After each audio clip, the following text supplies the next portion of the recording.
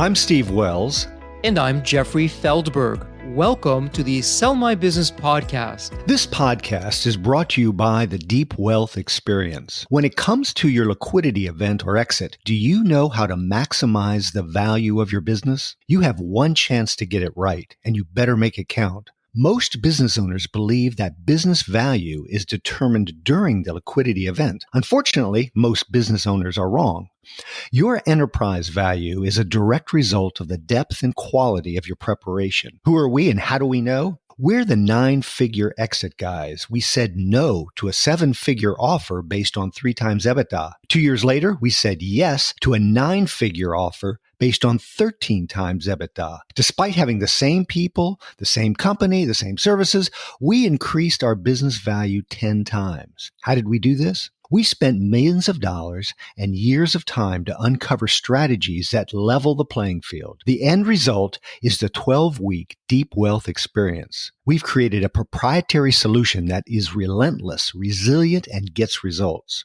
Learn how to master the art and science of a liquidity event. We've leveraged the same strategies that took us from 7 figures to 9 figures. The Deep Wealth Experience levels the playing field so you can dominate and win. Book your free call today to find out if you have what it takes for the Deep Wealth Experience. Visit www.deepwealth.com/success to book your free call. That's www.deepwealth.com/success. Welcome to episode 38 of the Sell My Business podcast. JB Bernstein is a genetically wired entrepreneur who has helped fund and successfully launch businesses in packaged goods, trading cards, digital content, sports, TV, supplements, building blocks, and new tech. JB's most recent investment in AviSight, a leading drone-based industrial inspection company, was so intriguing that he accepted the role of CEO and is ushering in a generational paradigm shift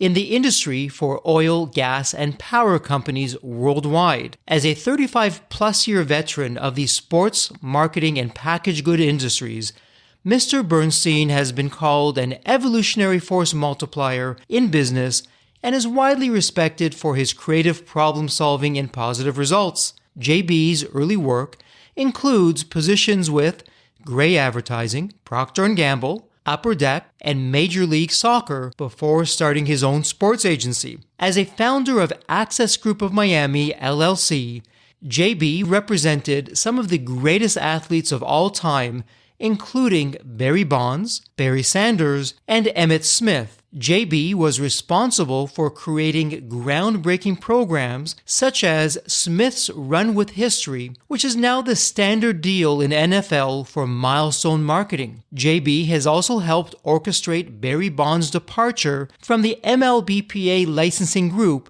making him the first baseball player to successfully operate outside of their auspices. Most notably, JB co-created the $1 Million Arm contest in India, which yielded the first 2 Indian men to ever sign pro sports contracts in the U.S. JB's story was the subject of a Disney motion picture released worldwide on May 16, 2014. The film starred John Hamm as J.B. Bernstein. J.B. serves as the chair of the Las Vegas Tiger 21 Group, the premier peer membership organization for high net worth wealth creators and preservers, helping them navigate the challenges and opportunities that success creates. He also sits on the board of directors for other sports startups. Mr. Bernstein graduated from the University of Massachusetts at Amherst and has also achieved graduate degrees from USC and LSE. JB currently lives in Las Vegas with his wife and daughter.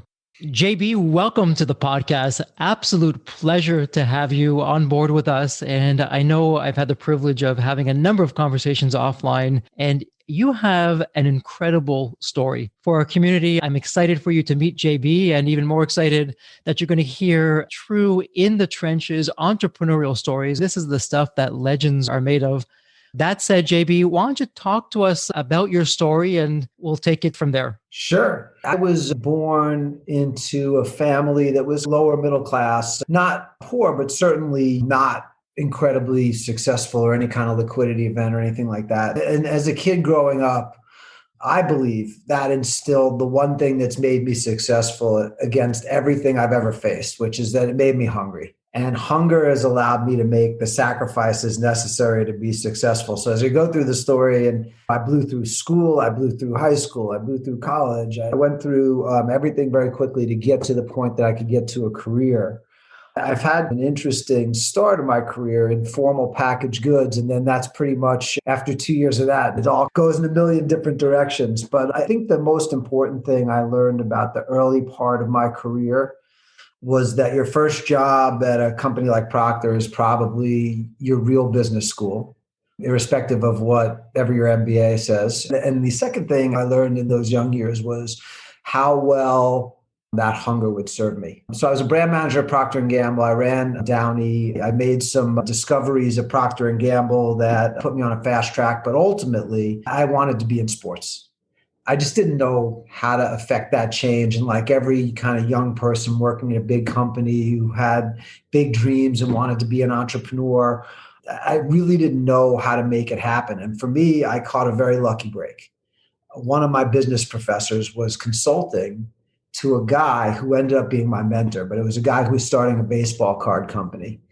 And he introduced me to this guy, and the guy just, for whatever reason, he liked me and took me under his wing. And his name was Richard McWilliam, and the company was Upper Deck.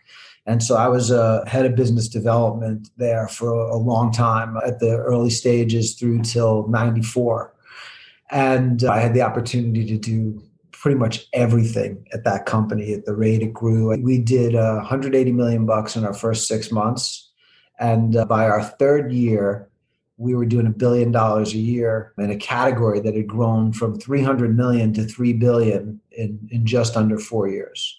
Most of which obviously Upper Deck had driven. First company to do a TV commercial with Michael Jordan, by the way, for trading cards. We pushed the limits in advertising, pushed the limits in product, in promotion, in sales, in every possible way. So it was an amazing lucky break, not just to get into sports, but to get into a real entrepreneurial role with a guy I consider to be one of the greatest entrepreneurs. So the biggest lesson he taught me was about having skin in the game. And even if it was just a little bit, he said, if you come into somebody's office and you're asking for money, and the guy sitting across the desk from you is worth 100 million, and you're asking him for 10 million bucks, and you're worth 50 grand, you got to at least be willing to put 5 grand in the deal and tell the guy, you're only worth 50 grand. You'll put up 10% of your net worth, whatever it is.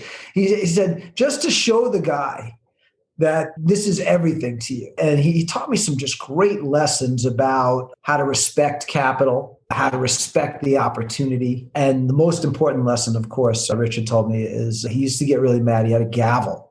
And anytime anybody said something like thinking outside the box, he would smash a window and he'd say, no boxes. We do whatever we want. We do it whenever we want. He goes, the market doesn't matter. We make the market.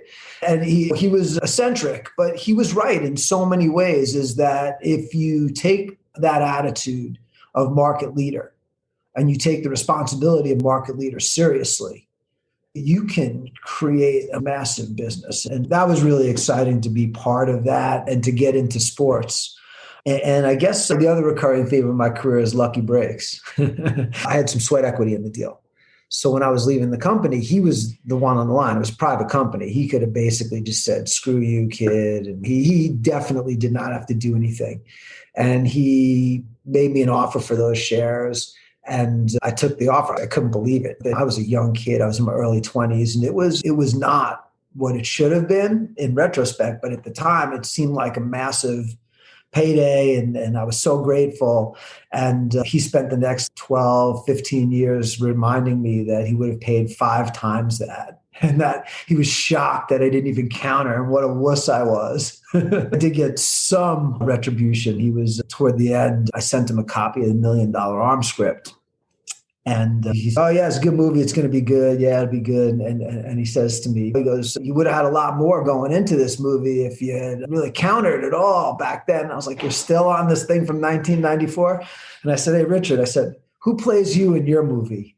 And so I finally got a little retribution with my mentor. But unfortunately, he passed. But one of the greatest forces in business, in an industry, to walk into a category that was 300 million bucks at the best year tops and all these guys had ever had at wholesale.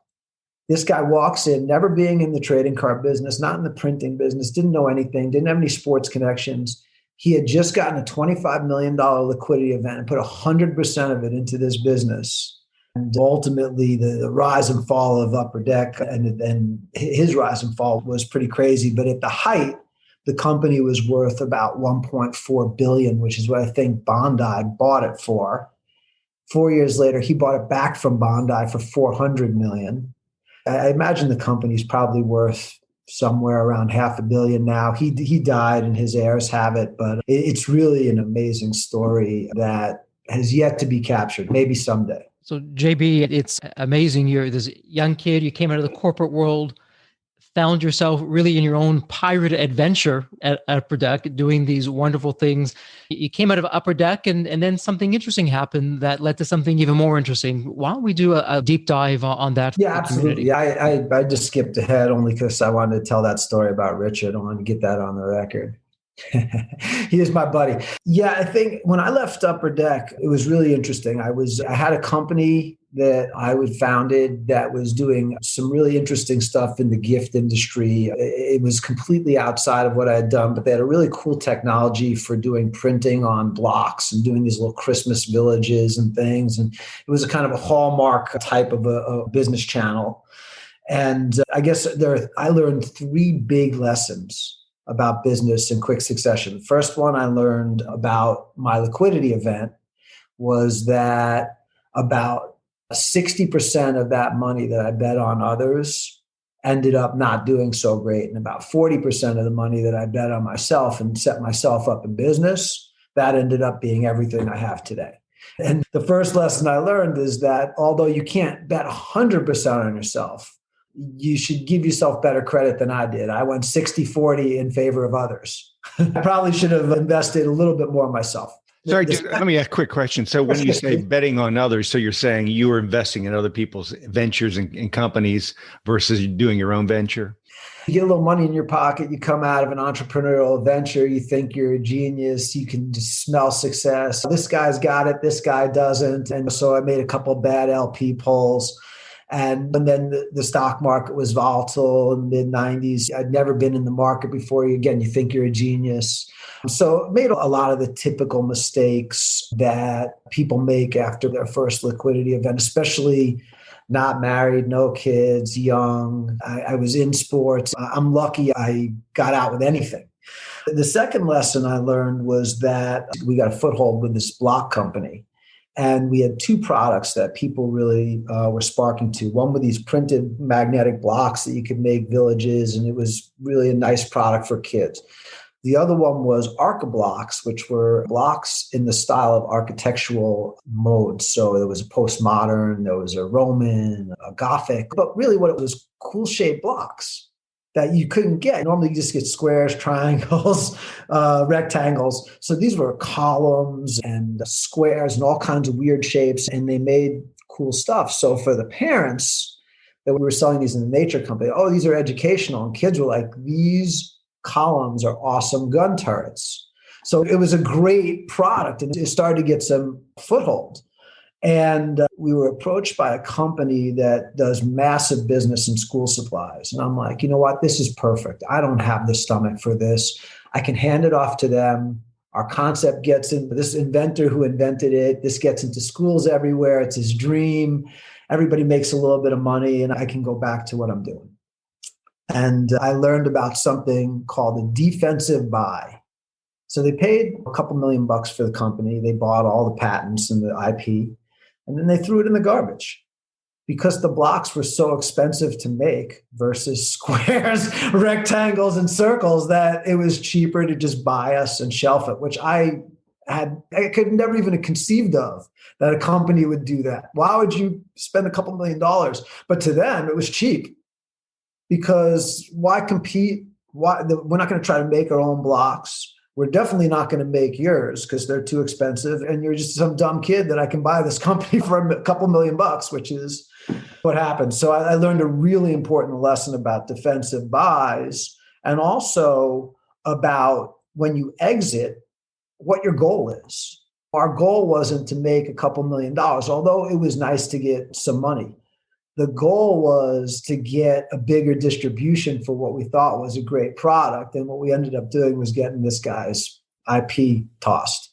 And it's one of the things I really caution entrepreneurs is that when you put your exit plan together, really understand when you hand your baby off, what that handoff is, because it's emotional a lot of times. And some people don't want to let their businesses go. And if you're one of those guys, I was never necessarily like that.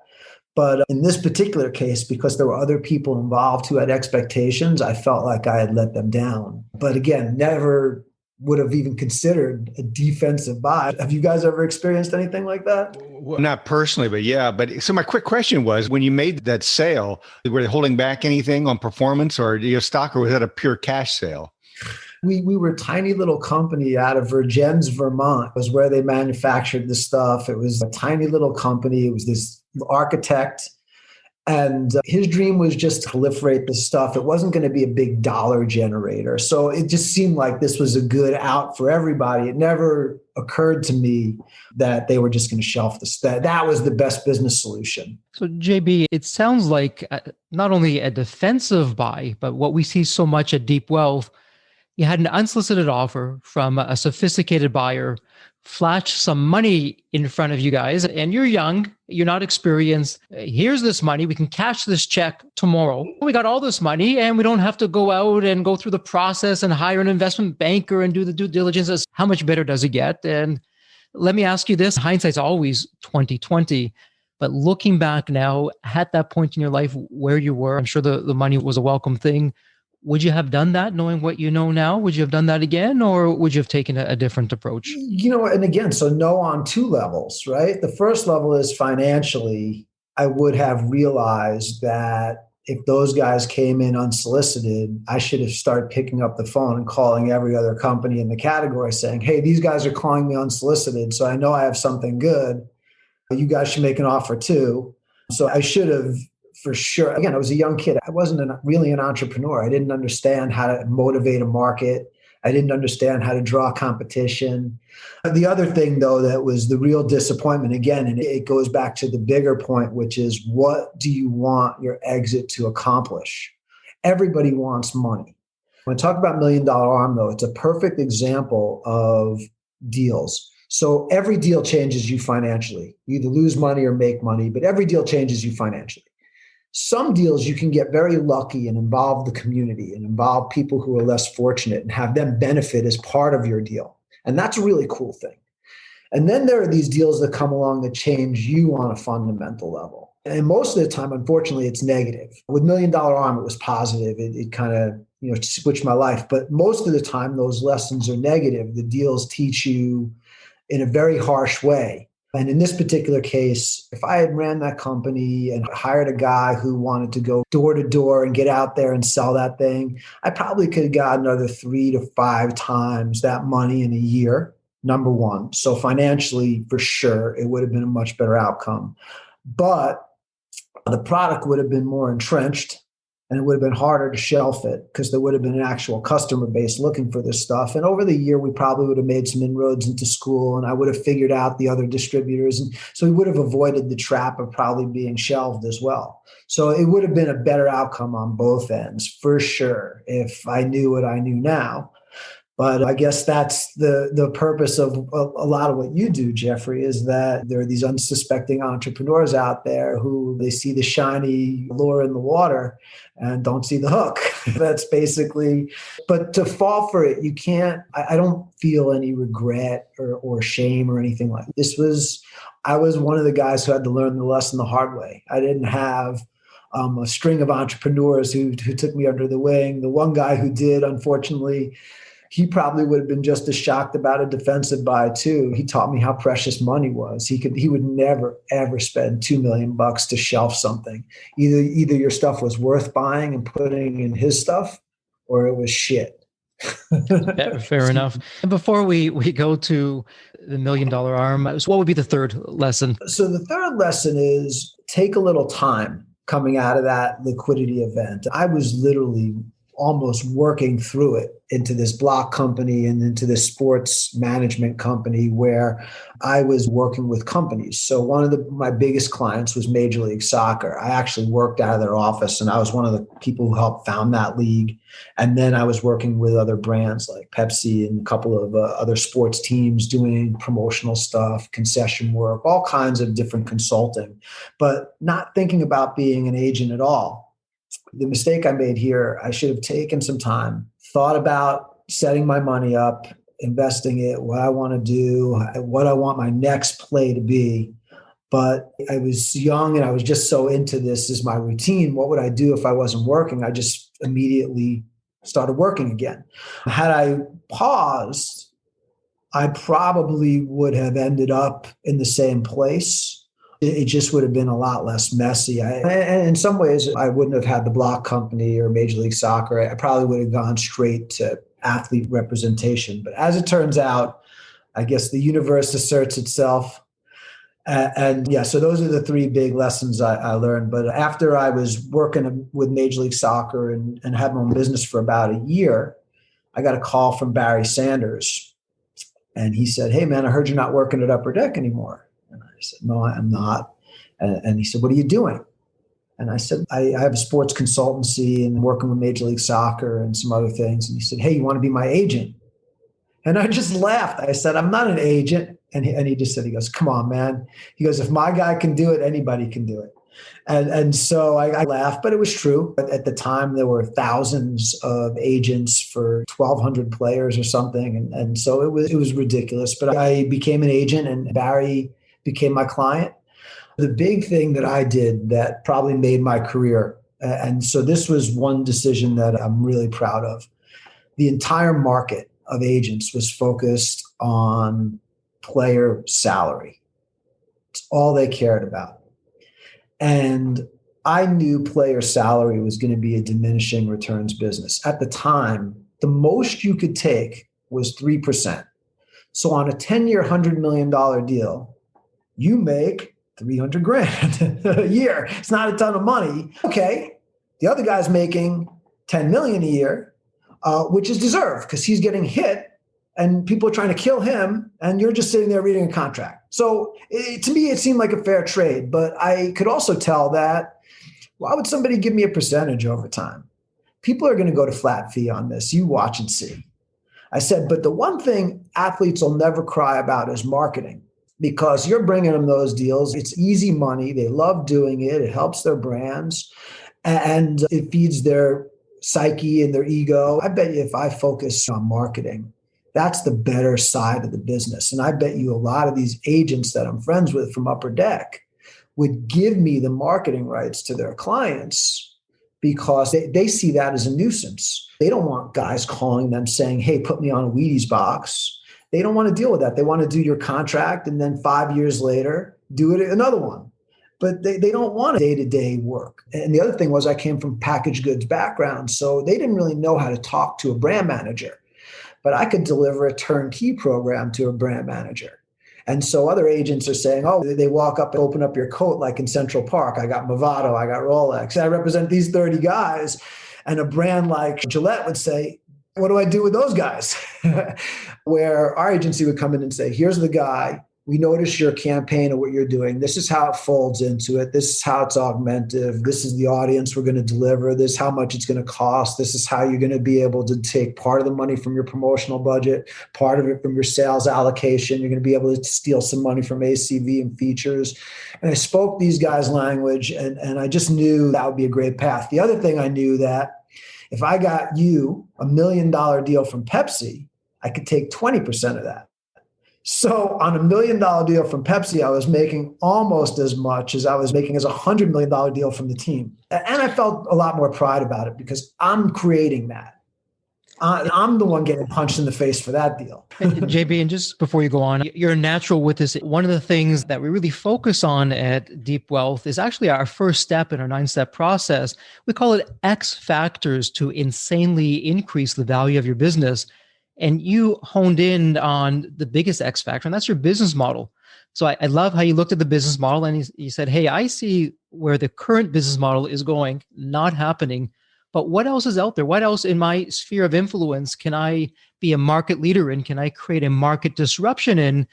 And ultimately, you created a blueprint on how to optimize your value for yourself, but you created value. It was a win-win-win, a win for you, a win for the people, the athletes that you're representing, and a win for the companies that they're representing. And everyone wins. And that's just amazing. It was intuitive to you, but congratulations. That's incredible. And JB, it seems to me you really created your own blue ocean in a way. So you weren't competing against other people that were doing the same thing as you. Almost created the category. Is that correct?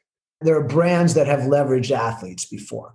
I was the first guy to treat athletes like a brand like Downy or a brand like Tide, and to think about that brand in terms of category development index and brand development index by market, and to think about how to best proliferate your brand across many different product lines. So look, it's one of these things where I just caught myself in a lot of positions leading up to this moment that all are contributing. Obviously, being a brand manager on a huge brand at Procter & Gamble gave me a perspective and a big advantage at this point. There was not a single agent in the business that wasn't a lawyer. I'm the only guy in the world. So I don't know if I created the only C, but I was certainly the only guy in my business at that time when marketing was really getting hot. I think what you did, which is unique, which we give this counsel to other companies, is that your potential competitors, all the other agents, now became actually one of your distribution points or how you're going to find other business. So you really weren't competing with them. You've actually made them a part of your product or part of your marketing. They're customers. At first, a lot of the other agents were excited because I was solving a problem for them too. You talk about win-wins. For an agent who didn't want to hear a player complain about how he should be on Wheaties or he should be the Nike guy or he should be this, for someone who didn't want to hear that complaint. But for me, I called up and said, hey, I want to be in a Nike commercial. I don't know about Nike, but let's get on the phone. Somebody will put you in a commercial. Let's go.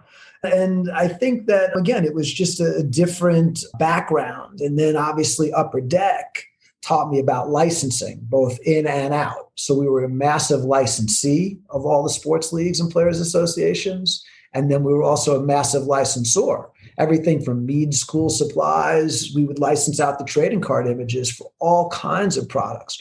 When I came to this moment in my career, I understood the marketing and merchandise side of business. And then at Upper Deck, the last two things I worked on were Wayne Gretzky's 802nd goal and Dan Marino's 420th touchdown, which basically proved my theory that you could create the same milestone for players when they break a record that you would create for the Super Bowl. At the end of the Super Bowl, guys, what's the first commercial that comes on? They sell you the hat, the t-shirt, and the video. Doesn't matter who wins. That stuff's ready to go, ready to ship, ready to sell then at that moment. I said, Wayne Gretzky breaks that record. If you don't break in on QVC, if you don't sell right then at that moment, there on the broadcast in the stadium, if you don't have no one cares, because by the next game, he's got 803, he's got 804. You have to hit that record. And that's why they weren't capitalizing on any of these records. So I was the first one to really push them to do athlete milestone marketing the same way you do event milestone marketing. So yeah, overall, all of those things came together. So when I got into athlete marketing, I was doing a lot of things that other agencies weren't doing or weren't thinking about because they didn't understand the gold in their hills. And then when the internet hit, we were very far ahead of the curve on that as well, and social networking. So we've always stayed one step ahead from a marketing standpoint because we're marketers first. We're not really agents in a traditional sense.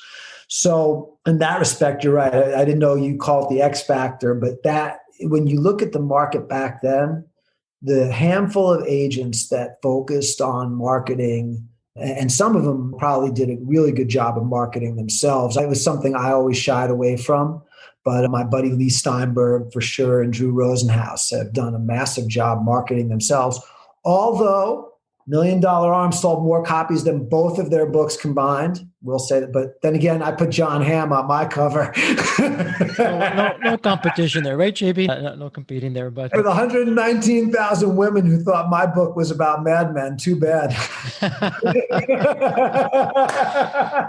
So, JB, on the $1 Million Arm, amazing story. The universe threw you into probably one of the preeminent companies for marketing products and then on licensing, and it was setting you up for something huge you didn't necessarily see coming. So give us the play-by-play of what happened with $1 Million Arm and the story from there. Yeah, so it's funny how in my career, I am proud of a lot of things, but it's funny how it's what you become known for. And so obviously, no matter what I accomplish, I'm always going to be known as the $1 Million Arm guy because that's the movie. It was a really interesting point in my career. It was mid-2000s. So the movie is very true, by the way. There's a lot of truth to it. There's a chapter in my book that talks about what's not true. I wasn't really hurting financially. And Brenda was not a doctor. She sells planes for a living. But ultimately, loosely, it's really very close to how both my family came together and this deal came together. And the interesting part about the beginning of it was I was recruiting a guy who was a top running back. And it was an indication that the market was shifting in a direction that I wasn't going to be comfortable with for agents. And it's the first time I'd ever faced it. But I'm sitting across from a guy. And at the time, remember, I represent Barry Sanders, Emmett Smith, and Curtis Martin for marketing. Those three guys, and they're number 1, 2, and 4 on the all-time rushing list. So if you're a running back, and they're also obviously from a marketing standpoint, those are 3 of the greatest marketing brands in NFL history.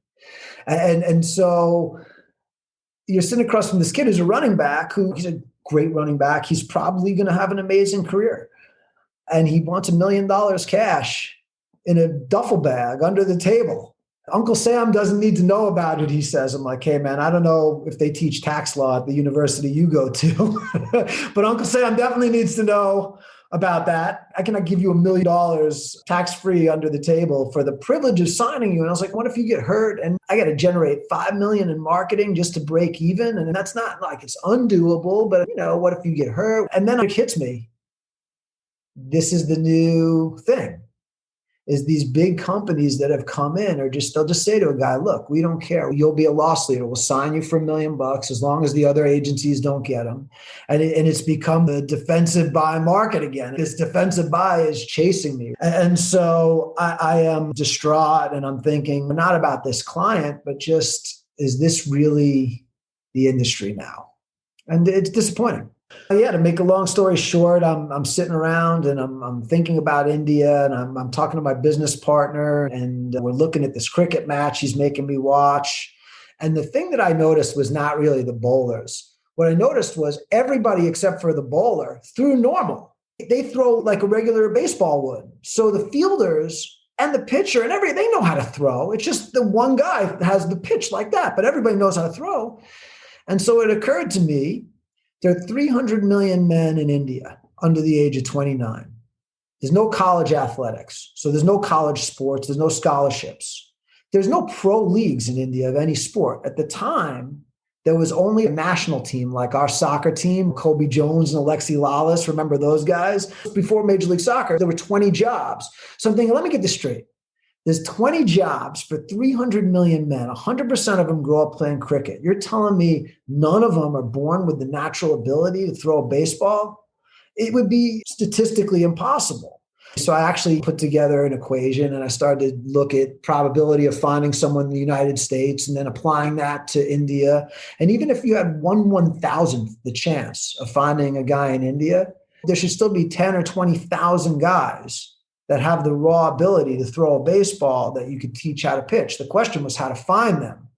And so I always have to be embarrassed when I tell the story, but I'm like a diehard American Idol guy.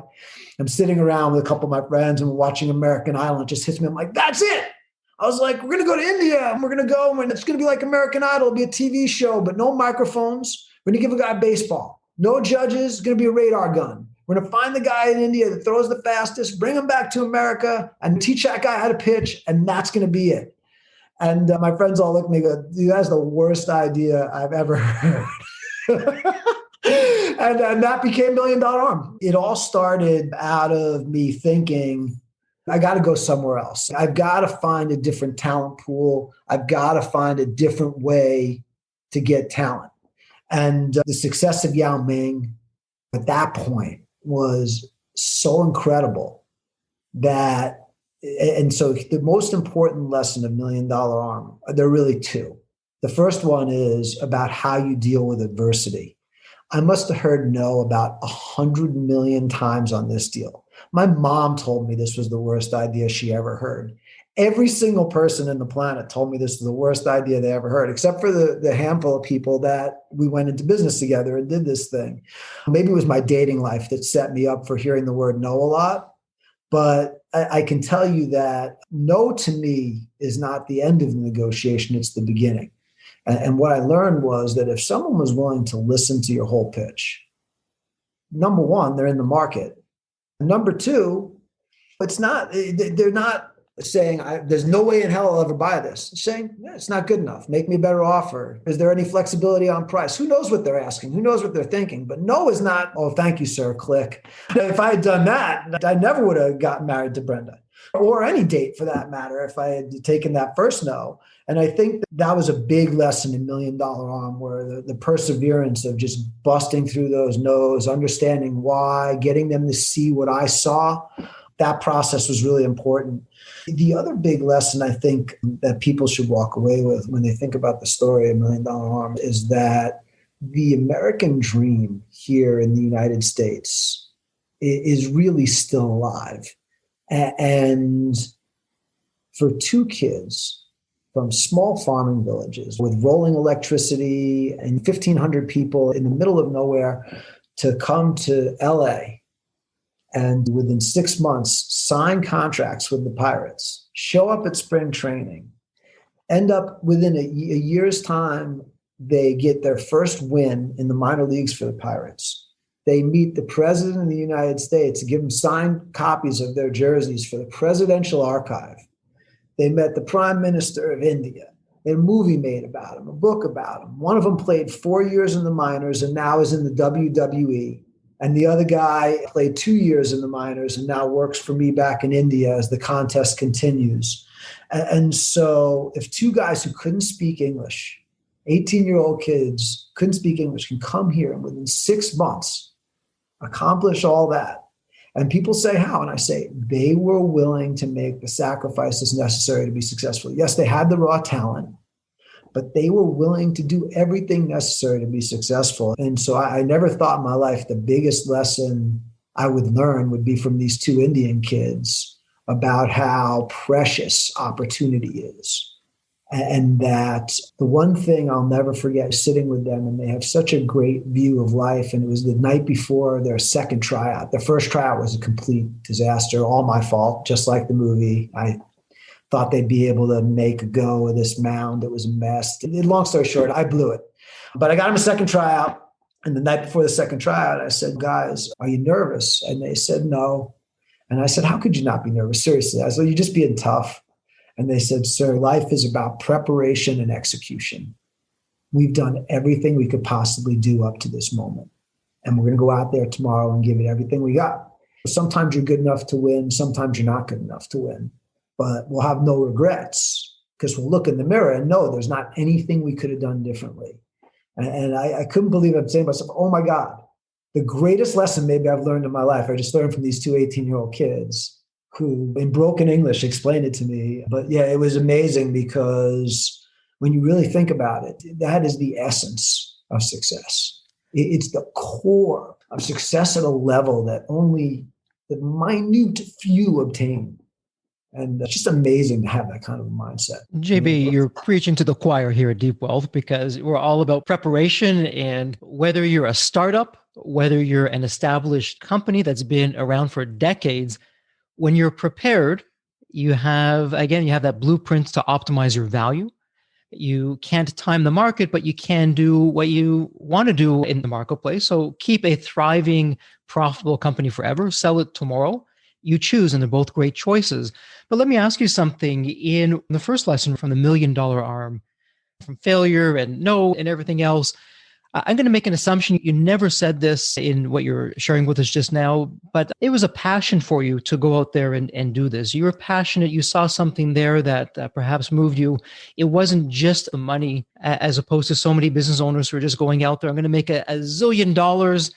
And you get your first few set of no's, and because the passion isn't there and perhaps you're not solving a painful of enough problem, you just stop and you don't continue. What was your mindset like as you began that journey before you started getting the no's, and as you started to get the no's? What are you thinking about at that point in time? It's funny. So this deal was a for-profit deal for me. So when I'm getting these no's, I guess there's a passion in this case to succeed.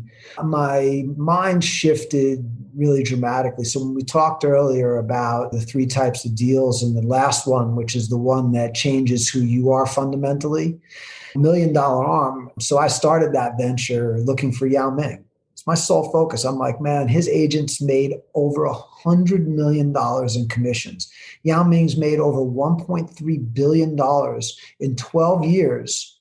And most of it's been marketing. That's all the high commission stuff. And so I'm like, man, how to get Yao Ming, that's the one. And what happened both in my travels through India, I was there for over a year and a half, and having the boys live with me, and really being immersed in that culture, and having Brenda come into my life. I went from thinking about this as a for-profit business to saying, hey, there's 700 million kids living in these villages in India who before $1 Million Arm, they were like Rinku and Dinesh. And if you ask them what they wanted to be when they grow up, they'd be like, sir, what are you talking about? I'm just going to be what my dad is.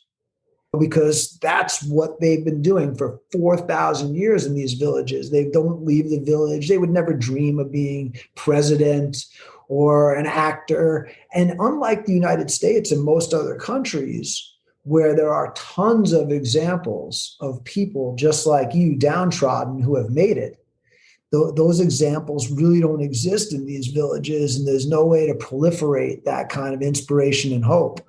So it's funny, you talk about a passion. I always have a passion for business, so that drives me. But my passion for this project has changed immensely from a for-profit venture. We have Dinesh, the right-hander. He goes from village to village, showing the movie and talking to the kids and saying, what are you good at? What could you be? Ask that first question to get kids thinking like that. But when you think about it, if I could find a picture, the 700 million kids, the kid who cures cancer out there is the kid who cures any other disease, world peace, who figures out how to create endless power. Who knows who's living in these villages? It's changed for me dramatically. So my passion's probably become even more fierce for $1 Million Arm, as evidenced by the fact that this year we were canceled for COVID, but next year we'll have our 3rd year. We're back in business with Major League Baseball. One of the first guys who told me this was a terrible idea. He doesn't work for baseball anymore, but he was the head of Major League Baseball International. He said, you've had a lot of crazy ideas. This one will never work. And now we're partnered with Major League Baseball for 3 years now. So I'm always excited about that. But yeah, the passion's always there for me in business. But you're right to notice that it has shifted dramatically on this deal to something I never would have imagined, and something that almost doesn't resemble business anymore. It almost feels like a charity, social investment out there now. Every time we go out there, I'm not thinking, eventually we will find the right guy. But how many people can we inspire along the way? That's what I'm thinking now. Every part of that journey had its place. It had its purpose, which led to the next stage. As you look back from the business side, selling businesses, defensive buys, creating new businesses, the whole genre of all of that. When you look back at that now, if you were to be speaking to business owners out there, and our business owners in our community have established businesses, perhaps they've become a little bit tired in the business, perhaps they want to reinvigorate it, perhaps they want to say, you know what, I'm at the peak, I'm at the pinnacle, now is the time for me to work on the next chapter of my life, and we help them through the preparation of that. But JB, you've had an incredible journey, and you're still having that incredible journey, and you've touched so many different parts of society through that. What would you be saying to the community based on your experience of where their mindset should be as they look to themselves and they look to their business? Because you've touched on so many facets of our 9-step roadmap. It's like you wrote the book.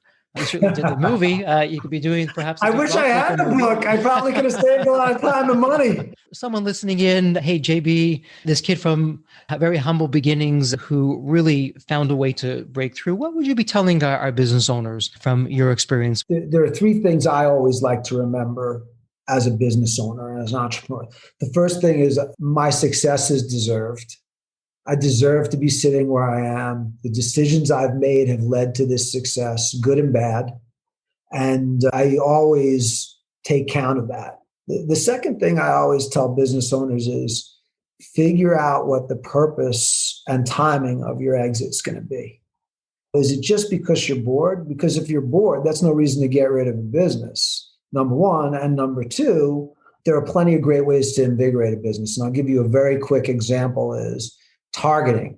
In 2004, post September 11th, it was hard to get athletes these big $1 million a day, show up for a Pepsi commercial, blah, blah, blah. So Barry Bonds, who's one of my clients, and my friend represented A-Rod, and they were looking for big paydays. And rather than try to find one person who could afford to pay $1 million for one day, said, I wonder if we could find a few hundred people to pay 10 grand and accomplish the same thing. And yeah, we literally 10 grand a ticket, sold it out almost immediately.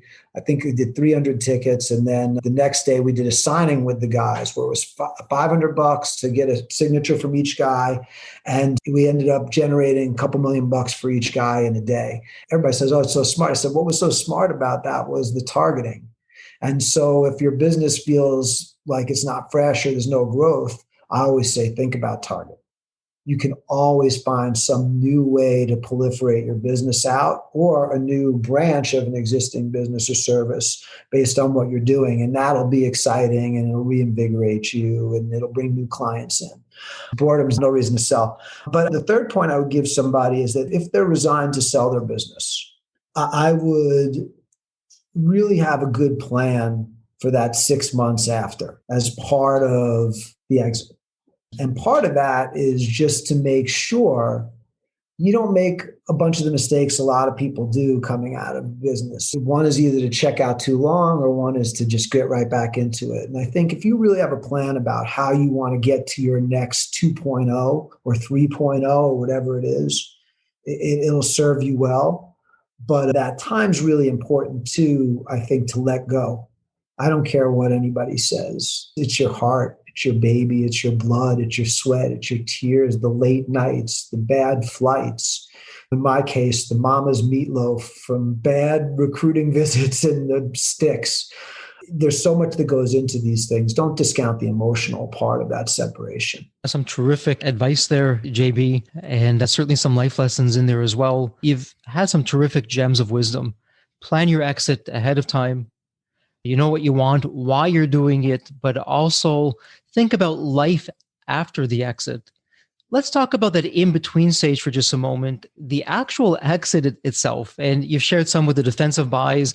One of the things that we at Deep Wealth like to say is your future buyer knows a whole lot about you. They really know everything about you. What do you really know about your future buyer? And you shared a terrific story of, hey, if I had gotten to know my future buyer at the time, for the blocks, probably would have done something different. I would have known what the intent was. Perhaps there wasn't, as we like to say, that cultural alignment, that cultural fit of what was there. And maybe that unsolicited offer isn't quite the offer that it appears to be on paper. As you've gone through your career and you've gone through exits, what else would come to mind in terms of that middle part? When you're actually going through the exit, you're now dealing with buyers, you're going through that process.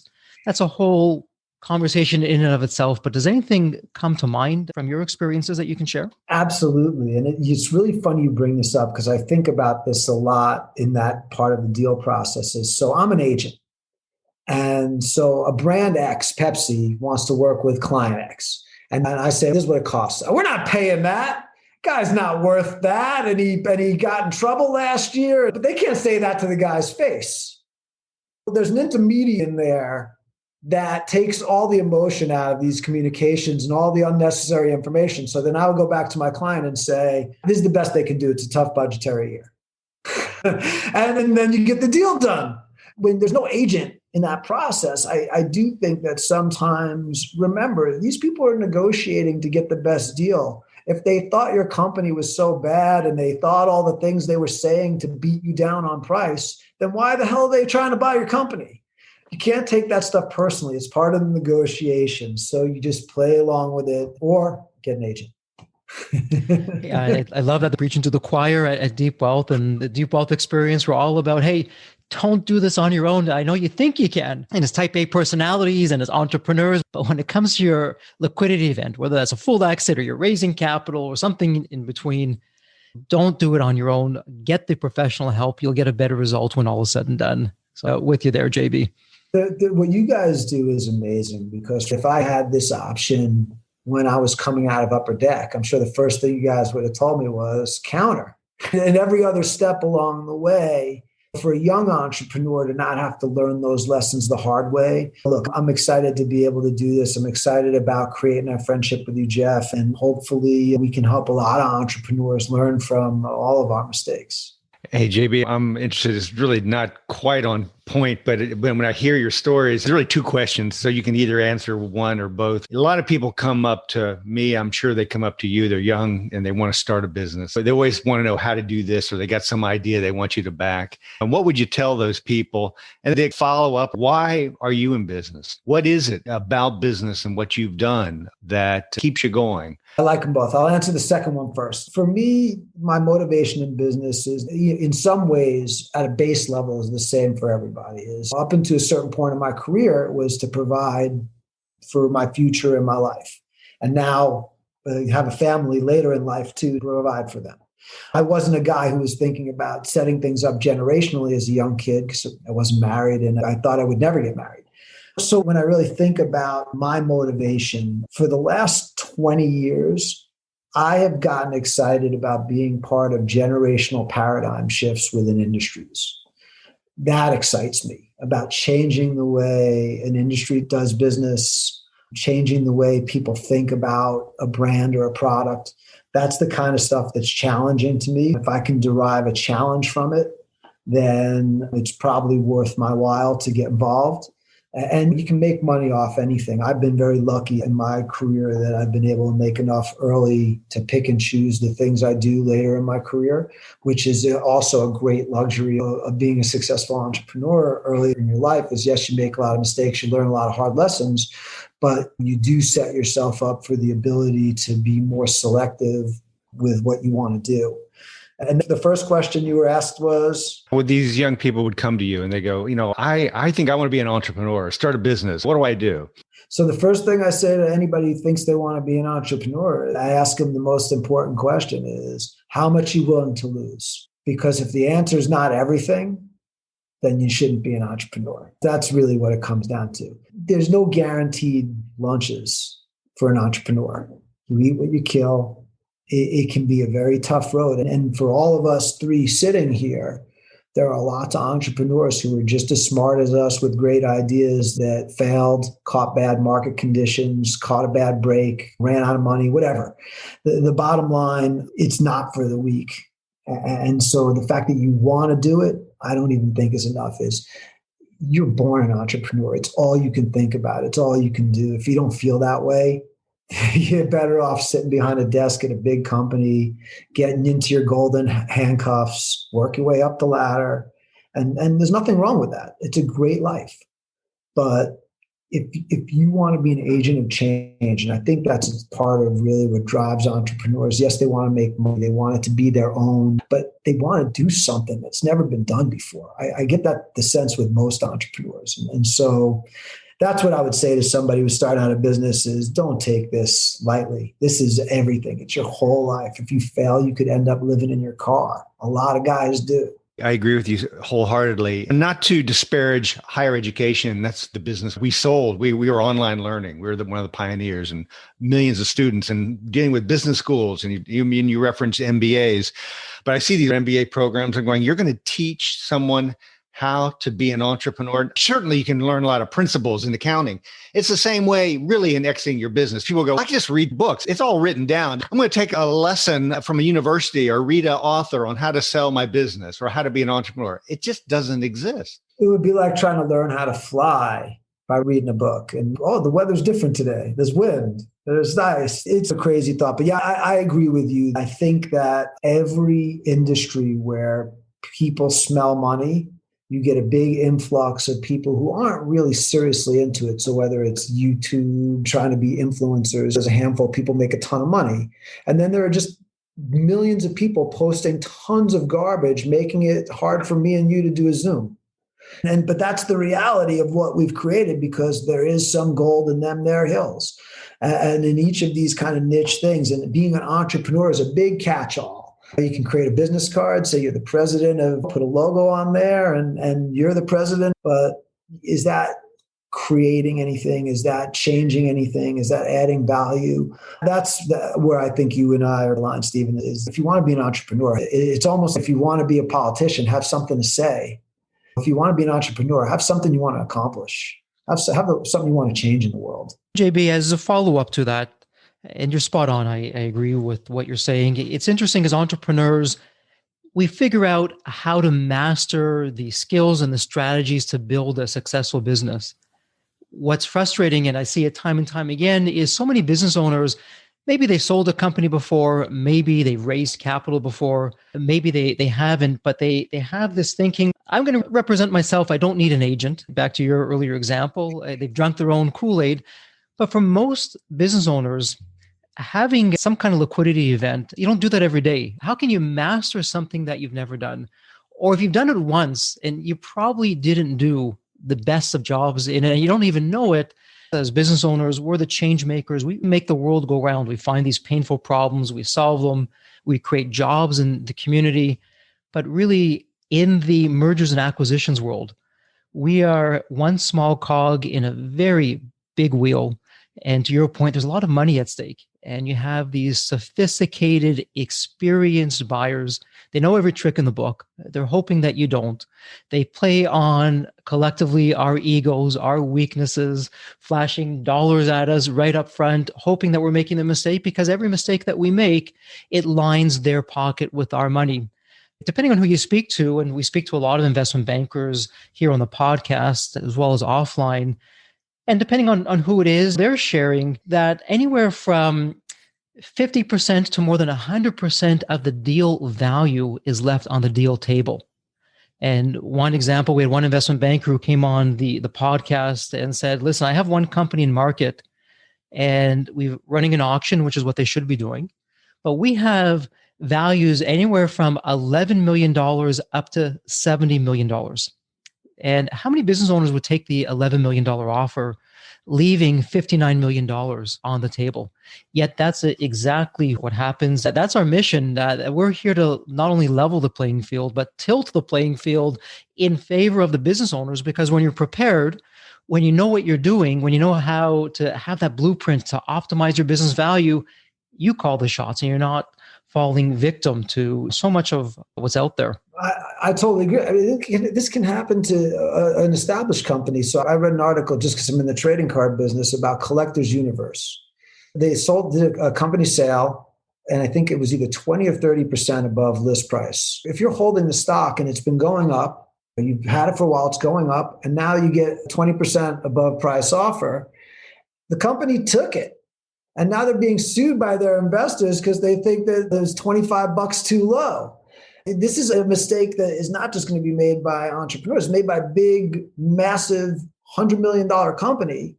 And so I always feel like in everything in life, having a good wingman, someone who's seen a million of these things, even for someone like me, who's an experienced guy who's been through a few and have some hard knocks, to have a team like you guys in our corner. I was going to sell Access Group, to have your input as we're going through the process, to be able to bounce stuff off someone who's seen tons of these deals, who can catch a lot of the intricacies and stuff. What you're doing is exactly what you said, is a young entrepreneur, whatever company, by getting that extra input, by getting some more feedback, you can get any of that from $11 to $70 million spread back in your pocket. And so each nugget you're getting from people, you're clawing that money back towards you. And so that's if you think about it kind of like a slide, there's this much money and you can either have it all here or you can have it all here. In that process, it's so critical to have people like yourselves. And like I said, if I were am in my business,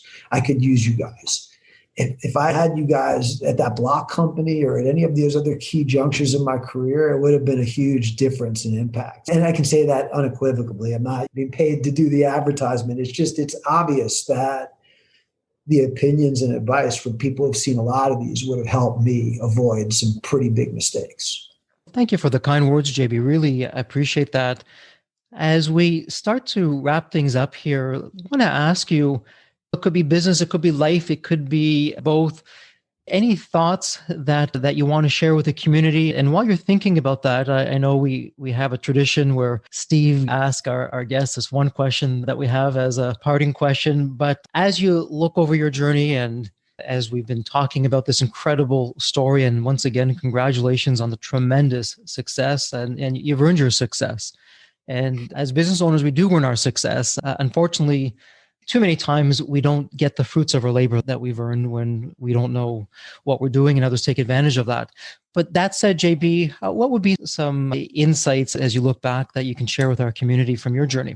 I guess it's always like in the military, right? Tell them what you're going to tell them what you told them. For me, the biggest lesson that I've learned has been reinforced at almost every key juncture, but it's about having the hunger to succeed. And really being willing to make the sacrifices necessary to be successful, especially as an entrepreneur. Nowadays, you really need to be hungry in any company situation because of the amount of competition and the contraction of workforces. The other thing I would say to people is there's no way to underestimate the power of being positive, of always trying to find the positive solution. People will come and say, it's not working because of this. It will work if you do this. And I think in business and in life, you'll have a lot more success and you'll ultimately be happier focusing on the positive side and the positive impacts that change in business can make. And then the last thing I would say is take more time personally. I made that mistake younger in life where I pretty much worked 20 hours a day, 7 days a week, no weekends off, no holidays. For the better part of 15 years, I was doing that. It's okay to take some time, and you're climbing this Mount Everest when you're an entrepreneur. And if you look up only, it feels like you're never going to get there. The top is just unreachable. Every now and again, look over your shoulder and you're like, whoa, I'm a mile in the air. I've come quite a bit already. And so there is some benefit to looking back over your shoulder and taking some credit for what you and the team have done along the way. Those are probably my three big things I like to tell people. So JB, you may have even touched on some of these, but let's say you can jump in a time machine, or it's the DeLorean, and you're back to the future, and there's the young little JB, or smaller, younger, we should say, JB, and he's getting started out, and you can step up to him and go, listen, I got something to tell you. Here's some things I want to tell you about the future. What would you tell your younger self? 3 things. First, do not be afraid to ask out Cindy Mandera. You should see what she looks like on Facebook in 2020. She would have been lucky to get you, JB. Love it. The second thing I would tell him is that don't ride so high, don't ride so low. Not everything is the end of the world. Not everything is the saving of the world. Come back a little bit more towards the middle. Everything was either very superlative at that point in my life. And the last thing I would tell them is don't lose sight of how important family is. You can get drawn into business and it becomes myopic. As I've reconnected with my family more later in life, it's probably the only thing I regret my entire career was that I just was so myopic on business that I allowed those relationships to wither. And anything in life, you can't expect to neglect these relationships, even with your most loved family, and expect that to just be okay. Ultimately, that's not a stress that you need to carry in your life. Great advice for young JB. So he wouldn't have listened. He wouldn't have listened, though. That's the problem. You have to come back a second time and knock him over the head a few years later. You would have asked me for $100 that Listen, it's been really great. How would people find out about you? What forms of communication can they reach out to you? We'll publish in the show notes information, any direction there. Yeah, I'm on LinkedIn and I post a lot of content on LinkedIn. So a lot of young entrepreneurs follow me there. And that's probably the best place from a content standpoint in terms of things I'm going to post. Unfortunately, most of my other social networking is clogged up with athlete giveaways and things like that. So it doesn't have great utility for entrepreneurs. The LinkedIn's probably the best spot. And then to find out about me personally, I have a website about the public speaking I do and keynote speaking, which is jbbernstein-speaker.com. And of course, we can always rent the movie. Hey, I'll get my 1/1,000,000th of a penny. Great. Thank you so much. Thank you, JB. It's been wonderful. Thank you, guys. I really appreciate it.